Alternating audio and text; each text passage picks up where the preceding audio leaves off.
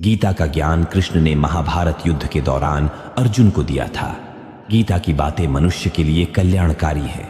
इसमें श्री कृष्ण ने बताया है कि मनुष्य का विनाश कब होने लगता है। श्रीमद् भागवत गीता का उपदेश भगवान श्री कृष्ण ने अर्जुन को दिया था।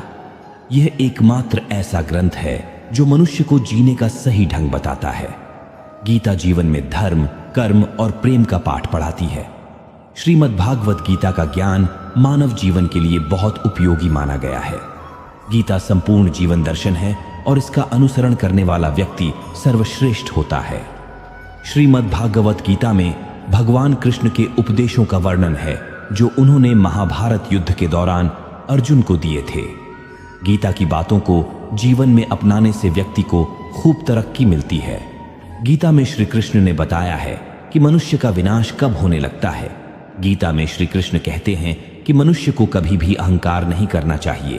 अहंकार मनुष्य से वह सब करवाता है जो उसके लिए सही नहीं है। अंत में यह अहंकार ही उसके विनाश का कारण बनता है। इसलिए जीवन में जितना जल्दी हो सके अपना अहंकार त्याग देना चाहिए। गीता में श्री कृष्ण कहते हैं कि किसी भी इंसान का पतन उस समय शुरू हो जाता है जब वो अपनों को गिराने की सलाह गैरों से लेना शुरू कर देता है। गीता में लिखा है, सरल व्यक्ति के साथ किया गया छल आपकी बर्बादी के सारे द्वार खोल देता है। चाहे आप कितने भी बड़ी शतरंज के खिलाड़ी क्यों ना हो, लेकिन सरल व्यक्ति के साथ किए गए छल के परिणाम आपको भुगतने ही पड़ेंगे। श्री कृष्ण कहते हैं कि इस धरती पर कर्मों की चपेट से न तो कोई बचा है और ना ही बचेगा। जिसने जैसा किया है उसे वैसा भरना ही होगा। आज नहीं तो कल उसके कर्म उसके सामने जरूर आएंगे। श्री कृष्ण के अनुसार किसी का साथ ना मिलने पर कभी भी निराश नहीं होना चाहिए, क्योंकि कोई दे या ना दे, ईश्वर हर मुश्किल घड़ी में साथ देता है। गीता में श्री कृष्ण कहते हैं कि जब अत्याचारों को मुस्कुराकर सहा जाता है तो उस इंसान का बदला भगवान स्वयं लेते हैं। इसलिए किसी भी परिस्थिति में मुस्कुराना नहीं छोड़ना चाहिए। श्रीमद् भागवत गीता हिंदुओं का पवित्र ग्रंथ है। इसमें जीवन का पूरा सार बताया गया है। गीता में भगवान कृष्ण के उन उपदेशों का वर्णन है जो उन्होंने महाभारत युद्ध के दौरान अर्जुन को दिए थे। गीता में दिए उपदेश आज भी उतने ही प्रासंगिक हैं और मनुष्य को जीवन जीने की सही राह दिखाते हैं। गीता में श्री कृष्ण ने बुद्धिमान व्यक्ति की पहचान बताई है। इसके अनुसार सबसे समझदार और स्थिर बुद्धि वाला व्यक्ति वही है जो सफलता मिलने पर अहंकार में नहीं आता और विफलता मिलने पर गम में नहीं डूब जाता। गीता में श्री कृष्ण कहते हैं कि समय कभी एक जैसा नहीं रहता। जो दूसरों को बेवजह रुलाते हैं उन्हें भी रोना पड़ता है।